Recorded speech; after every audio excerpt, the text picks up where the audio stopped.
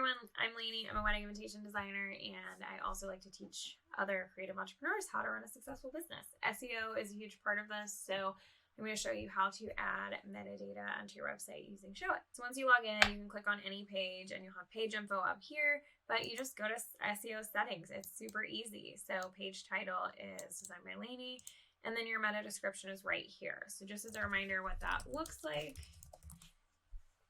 your page title is going to be what shows up here in purple or blue, and your meta description is going to be what shows up below that. I have a lot of other stuff here because I have some Chrome extensions that help me with SEO, which I'll talk about in other videos.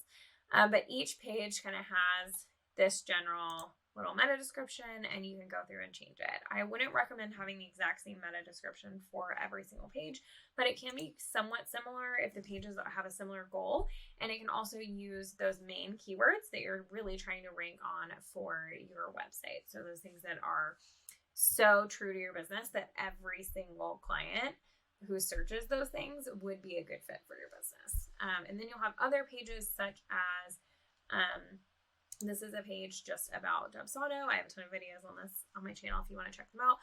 So I have a different meta description that's specific to Dubsado and using that for business as well as your page title there.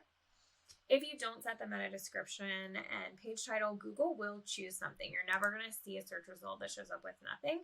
But you'll see here my blog. I'm learning actually that I haven't set a meta description for my main blog page. I have set them for each of my individual posts, but I need to go back in there and do that, which I'll do using WordPress because if you have Showit, then your blog is hosted on WordPress, not directly on Showit. So that's kind of a different offshoot program that you'll use in order to edit that meta description. So you want to go ahead and set that so that Google doesn't just choose something. I mean, you can see how weird this looks. It just says featured post wedding planning, as opposed to some of these other ones that actually have information that I've chosen and typed in and matches with the page, and so people know what to click on based on what they're looking for.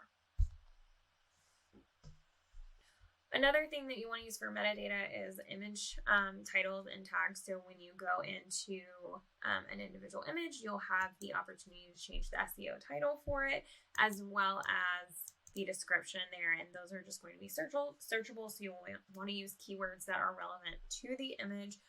If your keyword, for instance, for the page is gold foil stationery, but you don't use gold foil stationery in that image, it's an image of you, for instance, then you don't want to put the keyword in there because it's not going to be accurate to what the image actually is. It'll just be accurate to the rest of the content on that page.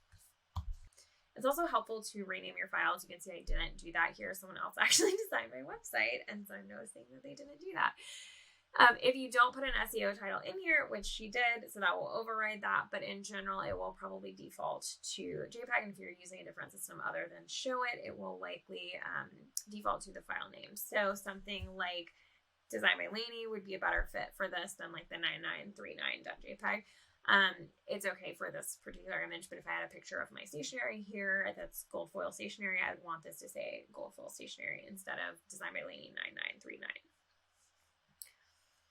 Again, in most cases, if you have an option for an SEO title or a title tag or something on the image, most of the time it will default to that. But if you don't have that, it's going to default back to that image name. So if you're able to batch everything and send it out with a keyword that describes what you're talking about, or at least your business name, then it's just going to be better for SEO and your search results than leaving it at like IMG 3326 or whatever.